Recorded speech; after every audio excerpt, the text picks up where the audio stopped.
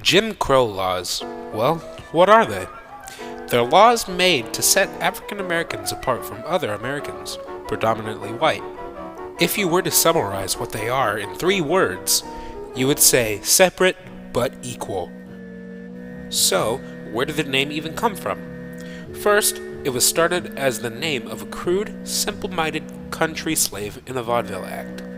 Later, it was then used to refer to African Americans in general, until it was later used to refer to the laws separating blacks and whites. Why were these so-called black codes implemented in the first place? The 14th and the 15th Amendments allowed black Americans freedom, but far from acceptance.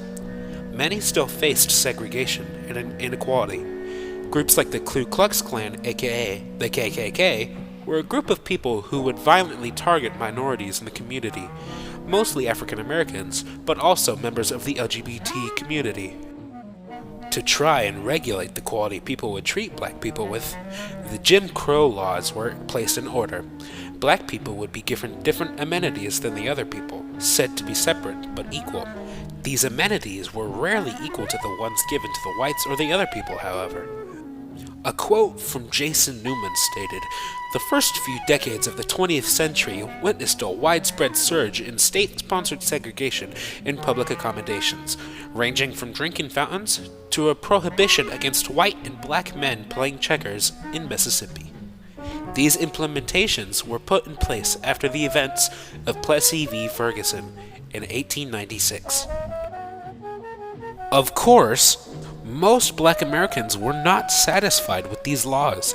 They would continue to fight for better equality, to be with the white people instead of by them. Famous influencers played big roles in gaining a social shift. Booker T. Washington founded a small university in Tuskegee, Alabama. He authored many famous books, the most well-known of them being Up from Slavery, written in 1901. He would become a socialist and activist for the black community. However, he shockingly supported the segregation system, creating a sort of controversy within the community.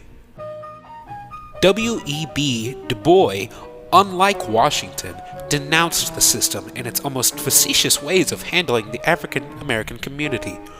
Born on February 23, 1868, in Great Barrington, Massachusetts, Du Bois grew up with little discrimination against him.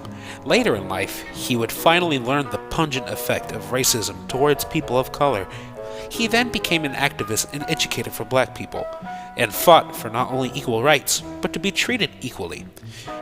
W.E.B. Du Bois founded the National Association for the Advancement of Colored People, or the NAACP, a legal organization in the quest to remediate segregation black people faced, and tried against the Jim Crow laws. The Harlem Renaissance in the 1920s became a pivotal point for black people. Activism was effective to some point, but the art coming from the movement was what moved people to change. African American artists, writers, musicians, and dancers suddenly gained national prominence and respect, which served to undermine theories of segregation, at least in some quarters. The rise of jazz music contributed immeasurably to this change of attitude, as did the growing popularity of the general entertainment industry with its nightclub acts, concerts, radio programs, and movies. Such performers as Billie Holiday and Cab Calloway became American celebrities, despite continued racism in America. A quote from Newman. These celebrities and artworks were proof to all Americans that despite their color, black Americans had the potential in America to rise, not above, but equally with everyone else.